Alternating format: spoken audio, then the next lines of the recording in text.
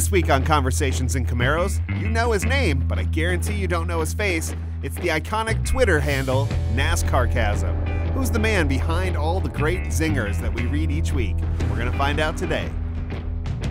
Nascarcasm has amassed a huge Twitter following, and he has also given us many great bits from NASCAR.com. Today, we're going to find out what makes him tick and what makes the best Twitter driver of the century. He's going to give us all the goods behind being Nascarcasm.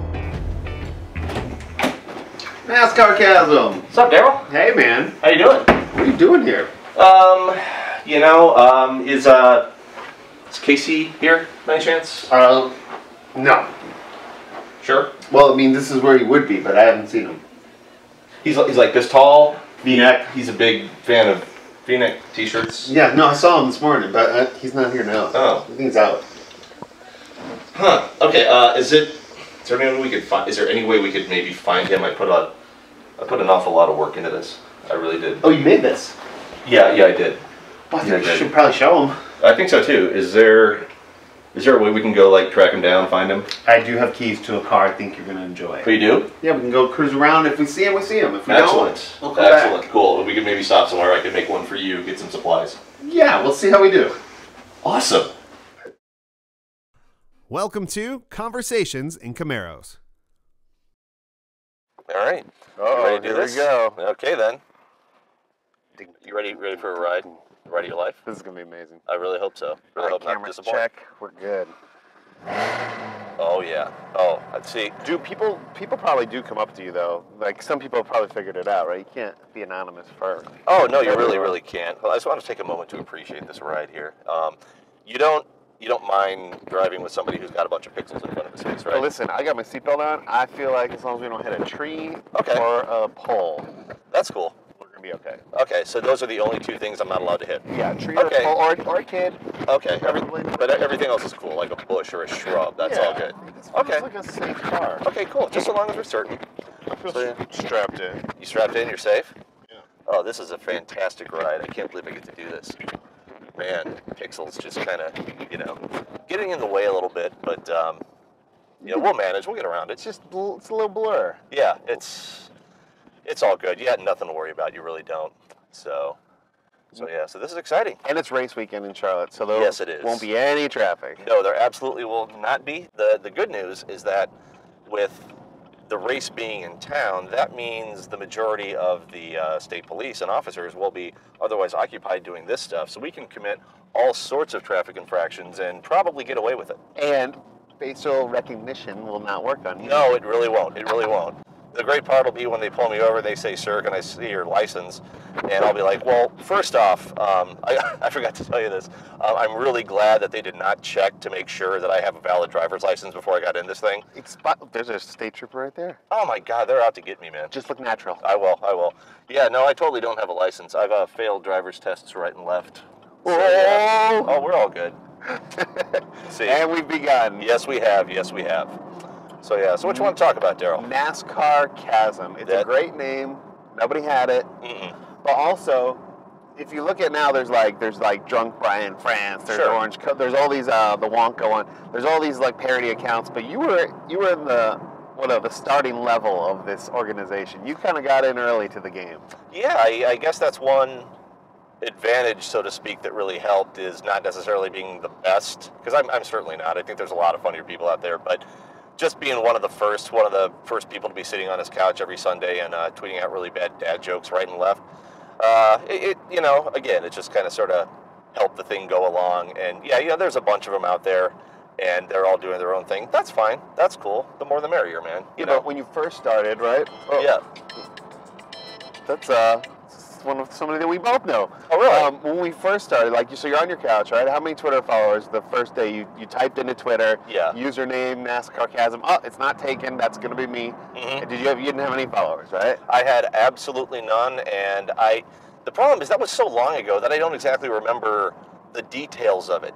All I remember is sitting on the couch, watching the Pocono race with my wife, and I'm, like I said, just making comments here and there, and Twitter was still brand new at that point.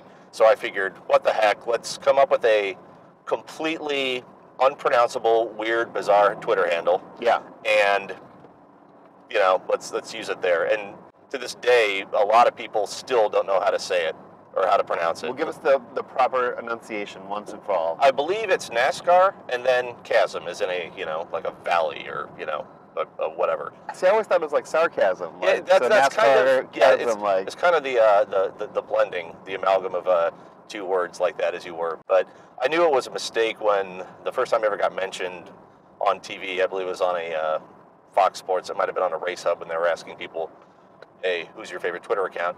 And Brad Keselowski got on there and he said, there's this guy, he's like Nascarcasm or something. And I'm like, oh boy, okay, so this is how it all begins. And I honestly, I don't know what a Nascarcasm is aside from probably what happens whenever Ryan Blaney posts a picture of himself on Twitter. people love Ryan Blaney. It's the eyes. I know, It's it the eyes. really I thought is. it was the hair, Yeah. but he proved it wasn't with the cut. Yeah. It's the eyes. It really is. And I like, there have been like several pictures that are just like, I know there were candid photos Hey, taken. girl. Yeah, right? but they are total hey girl photos. And, he'll get on Twitter and be like, oh man, I'm so embarrassed. I wish we could delete this picture from the internet. And deep down he's like, gosh, I'm so upset that this incredibly hot picture of myself is on the internet that girls are taping to the inside of the door of their lockers at high school. Oh, woe is me. My Life is hard. girlfriend likes Ryan Blaney. Oh, really? It's so embarrassing. Really? She's like, well, he's really cute. I'm like, I know him. Like, this is Yeah. awkward. Now I he know. can't go to his Christmas party. Oh, you can't? Well, no, I can't bring her. She Why thinks not? he's so cute, you know? What's wrong with that? Well, I I'm mean, hoping it's in like a high school boy kind of way. no, it's fine. That'll be a good test of the bond that you have. Yeah, Okay. You're right. Seriously, put it to the Blaney test. See, you're not just good at tweets, you give relationship advice That's as what well. I do. That's what I do. I mean, that's a good test, the Blaney test. Let's have Prince Harry take Meghan Markle to a race. Hey, let's hang out with Blaney. Okay? See? And then, if Prince Harry's like, I'm single now, we know what happened. Damn it, Blaney. Yeah. Damn it, Blaney. That should be a good hashtag. Who was the first driver to follow you where you were like, what? I can't believe that I'm having, now almost everybody follows you, but that's a two-part question. Who was the first one, and is there a driver still holding out? I would think probably the first one was Keselowski. He was a big help in getting this started. For some reason, he noticed it. For some reason, he would retweet it. And to this day, I still feel very much in debt to him for helping this thing get along. He followed, and I was like, okay, SHIT just got real here. Keselowski followed. Yeah. And then several other drivers did. And, now I think I'm probably muted by about 95% of them, which is fine. You think so? Oh, probably. That's fine. That's cool. So long as the follower count stays up, Sure. mute me. That's cool. I'm realistic about this whole thing. There are a few who don't, and that's fine. Is there one out there, like the unicorn, the holdout? Oh boy, who would that be? I can't. Allow me time to think here. You'll have to. No. I saw Paul Menard last night. I was at a restaurant, and Paul Menard was there. Oh, he was? And I was like, hey, that's Paul Menard. And then it occurred to me, the cool thing about you being like, what is it?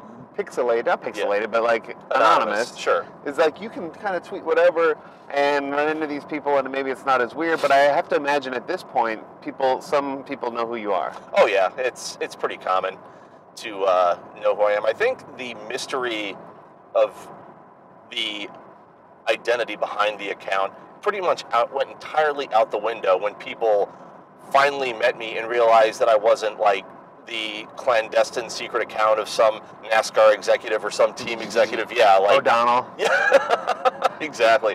And they were really disappointed when it's like, no, sorry, just a loser on his couch in Indianapolis. Sorry. And I think that kind of took maybe took the shine off of it a little bit. That sorry, everybody, this is it. This is all you get. Nobody important, nobody fascinating. Right. It's me. Are there milestones that you remember, like your most retweeted tweet, or like, hey, that was my golden tweet. That was the greatest tweet I've ever put out. Here's the thing about it. I think, as is the case with most people, probably the greatest tweet that you'd ever put out is sitting in your drafts folder because you're afraid to send it. Alrighty? Really? I think so. There's been a lot of them where, because the goal is you try to not be mean. I was going to say, Nascarcasm is never like snarky. I hope not. It's not your thing, right? I hope so. I vitriol, actual malice, that's not what we're going for. So we I say we when I mean I a lot. I apologize. Well, you mentioned your wife. You have a wife, Yes, right? I do. Yes, I do. In How fact, often does she sit there and go, don't send that one? She is... basically, she's kind of my sounding board. If I have a piece of questionable taste, I hand it to her. And she will look at it, and we're usually at the track, and so it's loud, and she will get a thumbs up or a thumbs down to it. And it just happened yesterday, in fact, during practice. Ooh, do we get to hear a rejected tweet? Yeah, sure. Yeah, sure. Exclusive rejected tweet. And it was after Matt Kenseth had won the pole. Okay. And so I was thinking, so I wrote up, authored, whatever it is, however the hell these happen, a fake tweet it was a fake quote from Jack Roush that basically said, despite the success that Matt Kenseth has had in the 6 car this weekend, I would like to remind everybody that this is a shared ride, and I stay fully committed to the other driver. What's his name? It's a pretty good tweet. And she said, that's a little bit mean. And I'm like, you know what, you're right. So, but now it's out there, so. Can I steal that tweet? If you want to, man, go right ahead. That brings me to another topic, stolen tweets. Yes. I want to know some Twitter etiquette. I want to know, because, I mean, you're doing it. Yeah. You're doing it for real. What is your view on stolen tweets? Do you see it? Do people steal tweets from you? Sometimes it does, but here's the thing that I've realized. Stolen, you got to use that word carefully because it is entirely likely, it's entirely possible for people to have the same thought as you. A lot of people have the same joke, the same punchline in their head, and they might not see yours first. And it's not that, basically, if you're concerned about intellectual property, copyright, maintaining that, Twitter's not the right place for you, okay? Right. It is a intellectual property, copyright, Wild West, okay? And so that's how I've always operated. We're going 90. Oh my gosh, we are going 90. We're flying. We got to catch up then we got to go. Oh my gosh, this is awesome. They won't see your face. The cameras are going to get it. I know, and Mike, we are going 90 miles an hour. Wow, we are Denny Hamlin on pit road right now, Daryl. This is Kyle Busch circa. Yes. Remember when he got like a speeding ticket for going like 190? Yes, I do. Yes, I do. It was like 100. It was fast. Yes, it was like 150 and a 25 or something. He was like testing the car. And what I really hope when that happened is when they pulled him over and the officer said, "Do you know why I pulled you over?" I hope Kyle said, "No, officer." Or was I? Yeah. Did I make a U-turn? I mean, you expect drivers to do that, right? Yes. I think we need a little more controversy. Sometimes, sure, there's like got to be nothing to tweet about. Other days where you just sit at the computer and go, "I got nothing. I got writer's block here." Yeah. Oh, that happens a lot. And honestly, I think the trick is that if you have writer's block, if you have nothing to talk about, then don't talk about anything. Just leave, log out. People don't log out enough. I don't think people do not log out enough, or take a break. Yeah. If there's nothing to say, then don't say it. So I gotta really catch up to this car. We gotta catch up to our vehicle. Yeah. What is the rule and your stance on deleting tweets? That's just my personal pet peeve with Twitter. I think that there should be no such thing as a delete tweet button. Oh, really? I like once it's out there, it's out there. I do it all the time, Daryl. I just do it all the time. Sometimes you put one out there and you're like, no, I'm gonna delete it. Yeah, I do. I do it all the time. That's the reason the button is there. And I realize that it's kind of futile to have a delete tweet button unless you can also have a never screenshot this button too. So it's pretty much useless. Right. But because a lot of the media does this, right? They'll tweet something, get some backlash. Yes. Right. The ocean wave of Twitter. Sure. Hate will show up and then they delete it. That's the ones I don't like. I think that's leave it up. If it's like a terrible dad joke that I leave up there and then I instantly regret, I was like, yeah, it's coming down. The world will actually be better if I make sure they don't see this awful, awful thing. So I will take it down, and like I said, I think it's more of it's a favor to the world. I appreciate that. Then. So so that's my take on it. So you're shedding some light on the process. Yeah, the intricacies. Yeah, exactly. The intricacies. Intricacies. That's another thing. Spelling. We need better spell check for Twitter, right? Are you a grammar Nazi? Do you believe in this? I don't. I like kind of sort of the rawness of Twitter and how if you screwed it up, you screwed it up. I kind of have the same philosophy as your deleted tweet one, where you only get one shot. It's like the beginning of "Lose Yourself" by Eminem. You got one shot. If you had one shot to craft an awesome tweet, would you do it, or would you use the wrong your? It's that kind of thing. I love that. Can you feel like, I know there's been moments where I've been in an airport after a race, right? Sure. and all of a sudden you feel it start, and like you're like, oh, this is going to be a good night on Twitter. Yeah. Denny will send something out. Sure. Somebody else will jump in, and you're like, oh, I need to be near the internet for the next hour because this is going to be amazing. Oh, yes, I do. Has there been a moment where you were in the middle of something else, unrelated, and you were like, I have got to break away because this is going now. This is happening now. So back in the day, there used to be times when I'd be, my wife and I'd be driving home for a race or whatever, and she'd be following along. I'd be driving because what's very important is to never tweet when you're driving. Let that be a lesson. Yes. Take it from the pixelated guy. Do not tweet while driving. It's very, very important. It's bad. Texting is fine, but do not tweet.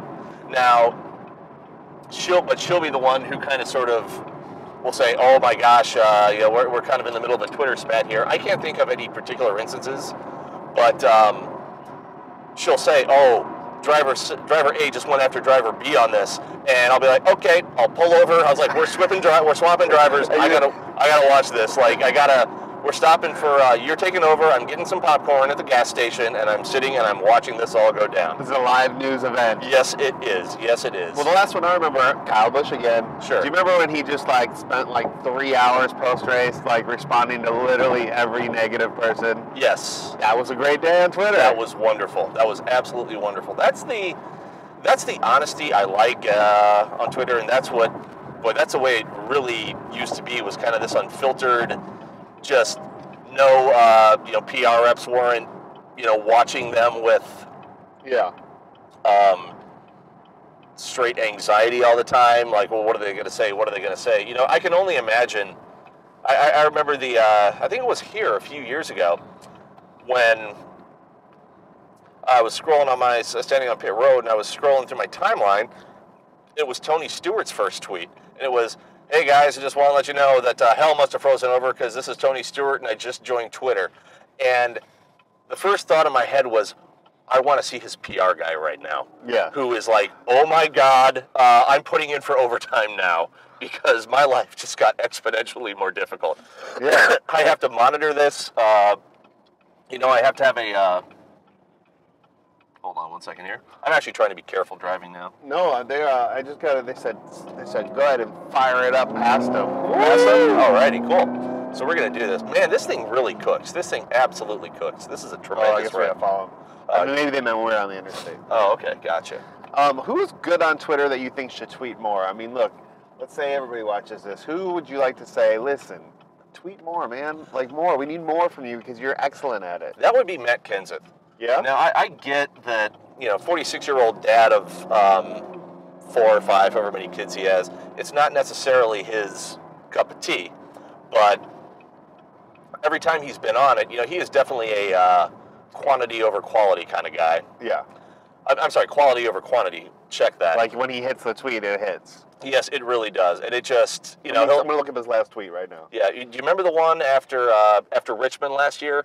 After months or weeks or whatever it was. Oh, and then he was like, hey. After not tweeting, yeah. He posts a picture of himself in the golf cart behind the ambulance leaving. It's like, he shows up, he drops the mic, he leaves for 3 months. That's kind of his way. Yeah, he's like... he's back now, right? Yes, yes, he is. In fact, he... No Matt Kenseth tweets. It's all, thanks, Jack. Hey, well, who likes reunions? We need snarky Matt. Yes, we do. We absolutely need him back. And what has he got to lose at this point? Why not? Jimmy Johnson? Yeah, Jimmy Johnson. We should grade some of these guys. We really should. Jimmy Johnson, he's really... What does he get? He's really good. I'd give him about a B+, A- on there because when he's not... I guess this is kind of unfortunate for him this year, but as of this year, he's not running well. Running very poorly. The entire team is. And so the problem is that affects his racing performance, but it also leads to some really hilarious tweets and taking on haters. You can tell that his mood is affected. Yeah. So that's when he gets on there and retweets haters or just posts that Babe Ruth quote over and over again. Like he did. That's the remember The Office with Michael Scott when you miss 100% of the shots you don't take. Wayne Gretzky, Michael Scott. That's Jimmy Johnson's. Yeah. It's hard to beat a person who never gives up. Babe Ruth, Michael Scott. Hey, A- is good though. No, that's really good. That's really good. And he's really clever. I remember one of the first things I ever saw him tweet was someone mentioned something about his name on his fire suit. The names are on the belt. And he said something to the effect of, I'm aware of my name's location on my fire suit. I like that it says Johnson over my Johnson. It's pretty good tweet. Yeah, I was like, you are not vanilla, buddy. You are not vanilla whatsoever. What about Denny Hamlin? He's good now. Now, he was like the superstar early on. He was just nailing it right and left. And then I think he was probably one of the first people to really get a bunch of hate, vitriol, whatever it was. And then that really just naturally kept him from going on there. It's like suddenly he stopped as if there was nothing but lobsters on Twitter. He just stopped going there. Because he was really fun when he was kind of angry. I like when he angry tweets. Yeah, is this a problem? No. Fuel level low? Listen, if we run out of fuel in a Camaro, that's a good day. That is actually kind of a cool thing. If we run out of fuel in this, we get to kind of sort of hang by the road and look kind of sexy and pose by the car. We get to hitchhike back. Somebody will stop for us, right? I would think so. I mean, look at you, man. Seriously, look at us. We're looking good in this car. Yeah, man, we really would. We got the, kind of sort of the millennial vibe going on. Hey, we're kind of like, I don't know if I'm a millennial. Are we millennials? I'm definitely not a millennial. Though, right? Here's what happened. The other day, I bit into an avocado and I hated it, and that is the millennial test, and I failed. I totally hated it. What's the joke? The pizza joke? The pizza is so hot in your mouth. Do you know this one? No, I don't know that one. Oh my God, it'll come to me. Okay. Wait, so Jimmy gets an A-. Yes. And then what are we giving Denny? Denny gets like I would say probably about I'd put Denny in the same range, B+, because he's not as frequent on there, obviously, because he had to take on a lot of haters back in the day. But he's okay now. Yeah. I like his responses. He's good. He's funny. So that, I mean, because that's like, those two I think of like almost as like Twitter all-stars. Yes. But Dale Jr. comes to mind until he got baby fever. Oh, yeah. Oh, God, he's such a dad now. It was like overnight. Yes, it was. Well, I mean, first off, good for him. We're all very happy. Congratulations. Congratulations, Dale. But it's about us, Dale. It really is. How dare you, Twitter, right? How dare you abandon us?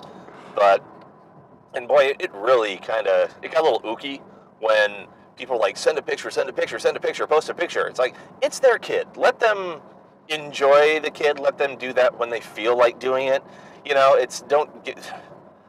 I'm sorry if your life is revolving around a picture of a baby that is not yours. Not yours, but right? Just let them enjoy it. I'm certain that they'll do it when they feel like doing it. And so now we got to keep track of how much dad Dale Jr. turns into. Like if we start seeing, look, I'm all for the baby pictures, but I'm just saying we need his voice out there to keep everybody in line. Yes, we do. And thank God that he's with NBC Sports. He'll still be out there. He'll still be active.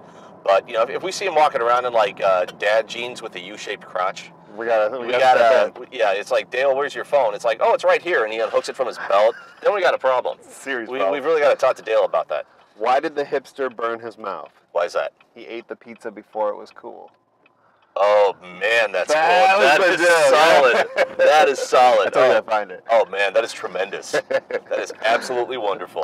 Brad K. So like, I see him quite a bit because we do this thing where I pick him up for work. Sure. Because he, I don't know, You pick him up for work? Yeah, well, we go and pick him up at his house, and then we drive him to Race Hub, and then we like to have our chats. Oh, I didn't know you guys carpooled. Yeah, we carpool, and so I talk to him, and he's real fun, but like, I tell him all the time, he should be blogging more and tweeting more. Sure. And he's kind of what you were saying, where like, he knows he's good at it, but it's not always worth the headache.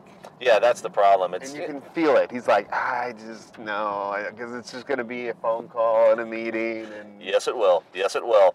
And that you got to rate. It's the risks versus the rewards, I guess. And he's become more opinionated as time has gone on. Obviously, Well, it's 2018 May. Who's the edgiest driver on Twitter at the moment? The edgiest driver on Twitter right now. Allow me to put some thought into this as I Dalton Sargent. Oh man, he's crunk. He is crunk. He is He's just one party after the Yeah, that guy. He's pretty funny. I like Noah. I like Noah Gregson too. He's pretty clever when he's not desperately trying to tweet at women who are 8 light years out of his range. It's sorry Noah. Sorry man. It's if she doesn't respond what I was wondering during the Olympics was like, what is his thought process? Does he think like, the the Wi-Fi in Pyongyang must be really bad, and she just might not have gotten my previous 84 tweets. You know, so he was just like shooting his shot all day, every day. Yeah, he really was. You know, here's the deal. All right, you know, if I graduated from community college with a general studies degree, I would definitely not be applying at like Wall Street. All right, so I see your logic. Yeah, so that's, you know, sorry, no. I mean, A for effort, but that's why it was funny was like, you know, whenever he climbs the fence now when he wins, I've heard people referring to him as like Spider-Man because he's climbing that fence when he wins. He climbs at like 3 feet. I know, but A for, you know, it's... There are playgrounds that you can go higher up, that's what you said. Yeah, there really are, but you've done it before where you've like, oh, I'm going to climb that ladder, then you get halfway up and you realize, okay, this is terrifying. This is higher than I thought. Yeah, but people refer to him as Spider-Man because he climbs up a fence 3 feet. It's like, he is not Spider-Man, and this is why. Spiders have very keen senses of awareness, and he thinks Lindsey Vonn is going to respond to his tweet. Wasn't she with like Lewis Hamilton at one of the races? And like, yeah, she is a tremendously talented athlete. Noah, sorry, bud. Isn't she hanging out with Tiger Woods too? Yeah, Tiger Woods. Yeah, so it's a different universe, right? Yeah, I guess so. But Noah doesn't have any jackets. No, he doesn't. That's true. That's really true. And I hope. I mean, it would be Noah's luck if the one time she's like, okay, let's see what this guy's about, and she turns on a race, and her first sight of Noah Gragson is him absolutely just blowing a total protein spill into the safer barrier at Martinsville like he did. That would be his luck. I would be there for that. Oh, absolutely. That's Blaney before Penske. Yes. Was Wood Brothers Blaney a better tweeter than Penske Blaney? I'd say so. You know, he's because I remember him being pretty fun on Twitter. Yeah. And he's still doing good. Yeah, and you can tell, like, when they first join, when they're young, when they're still... Bowman. Yeah, still... Bowman before Hendrick on Twitter. Yes. Bowman after. Yeah, no, I understand. I'm very excited about this paint scheme. I hope you enjoy. Hey, ... You know, it's part of the job. Jobs have requirements, and that's part of the job. They're doing what they got to do. But so I was hoping you could give a public address to the teams, because here's the reason we're here, and that you're here today, and that we're doing what we do. We all, at the end of the day, want the sport to be successful and healthy. Yes. What would your message be behind closed doors or behind the windshield of a Camaro to the teams that are nervous about letting their drivers a little loose on Twitter? I'm more of a beg forgiveness, not permission kind of guy. So I understand how probably it is one of the immediate responsibilities of a PR person is to clamp down on Twitter and make sure that nothing potentially harmful or damaging can be said. I mean, they have to absolutely do that. But, you know, I wouldn't lurch. If I was a PR person, I wouldn't lurch on those as quickly. You know, I really wouldn't. I would kind of sort of loosen reins and be like, okay, that one's kind of funny. That's amusing. We'll let that go. I like this. So, you know, it's more... Like I said, I hate to sound like totally politically correct PR, middle of the road kind of sort of centrist on it, but they have a job to do, but just back up a little bit. And I think that's happened to a degree because, do you remember how, like, Penske, for instance, they used to be the button down, 4 bottles of starch, buttoned up, professional, conservative, we are Penske. You know, that was their way. And now, they're doing stuff with, like, the Penske games and this and that. They're a blast. They're a tremendously fun account. We like what we're seeing. Love it. Absolutely love it. And, and they're, and obviously we're not naming names, but, certain teams, a lot of fun. Certain ones a little bit more conservative. And that's their professional tack. Fine. Go about it. But...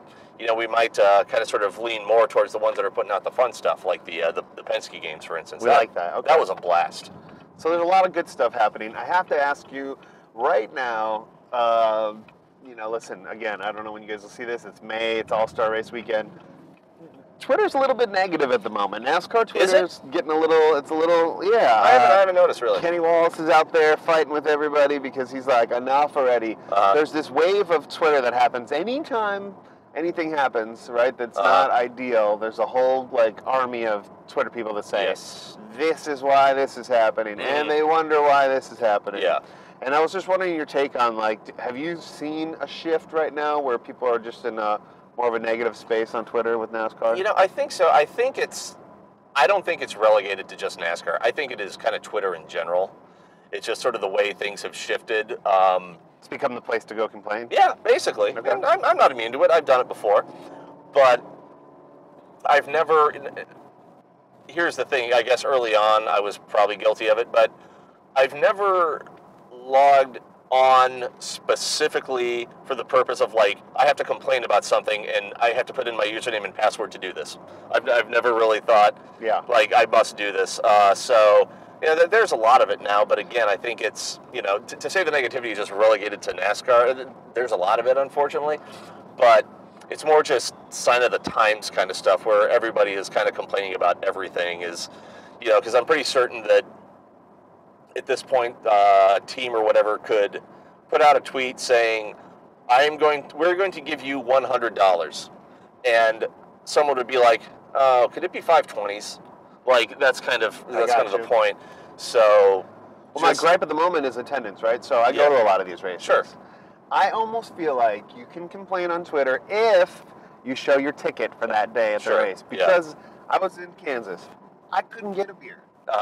The line was so long in the concourse. Oh, really? They let you drink on the job? I drink, I like to drink. Oh, awesome. And I couldn't get a beer because there were so many people in the concourse, which meant that they weren't where? Sure, in their seats. The line to the bathrooms. I had to go in and pee because that's what happens when you drink beer. Yeah. Do you think I was able to walk right up and pee? No. There were so many people walking around during the race, and that same thing happened in Monster as well. Oh, wow. Okay. At the Monster Mile. Oh, okay, it's over. There's literally people everywhere. Yeah. And then, but you see one shot on television, and you're like, oh, nobody's here. Yeah, it's basing it on one helicopter shot. That's a little bit. I don't know if that's fair necessarily. But the question I have for you, Daryl, is you mentioned having to go to the bathroom and waiting for a line. Like, do you ever run into a situation where you have too many beers and you're like, oh hell, what zipper do I use here? Because you got like 8 or 9 zippers on there. Yeah. There's a lot of people always ask what I put in those pockets. Yeah, stuff. How long, like the average TSA wait for Daryl Mott? What is it? What are we talking here? I have I always when they'll try to do this thing with guys. They don't do it with girls. Yeah, which is surprising. They go, oh, you need to take off your coat, and I go, it's a shirt. And they go, well, you're going to get patted down. Oh, so you got the... I go, fine with me. I have one of those, too. I call it a shacket. It's a shirt and a jacket at the same time. Sometimes it's just a shirt, and then, or I'll have like a hoodie on, and they'll say, you have to take that off. And I go, no.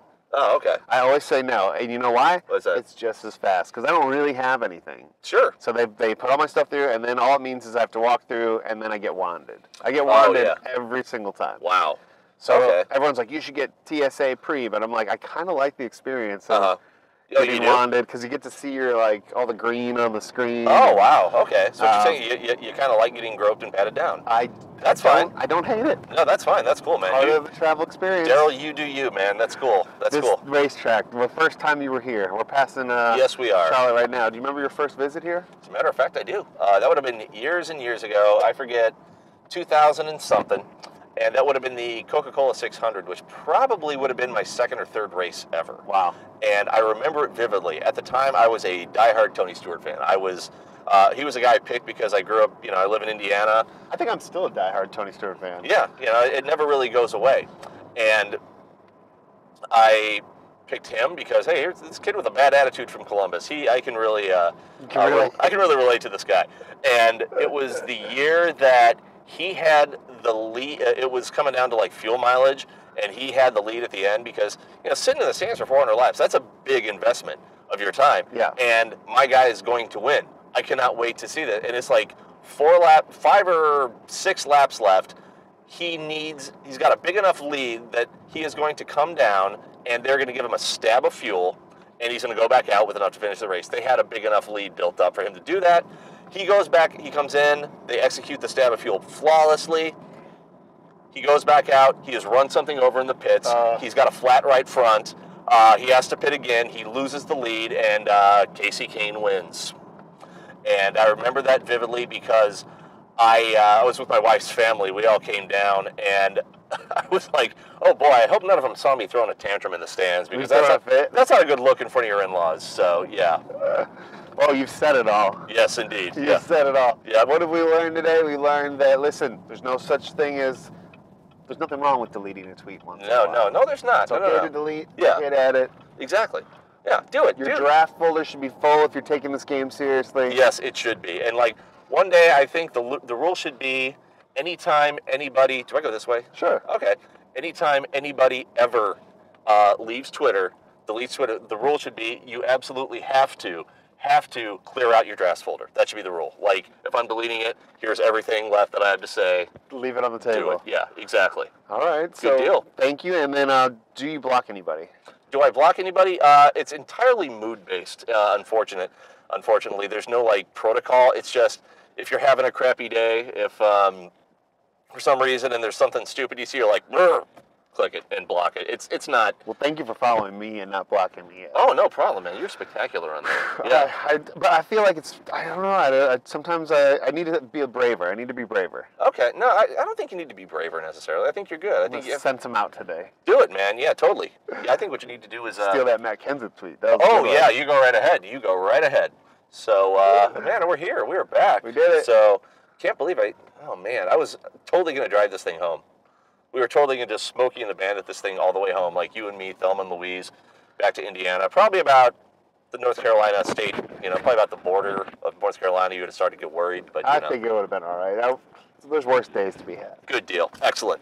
Well, thank you for having me here.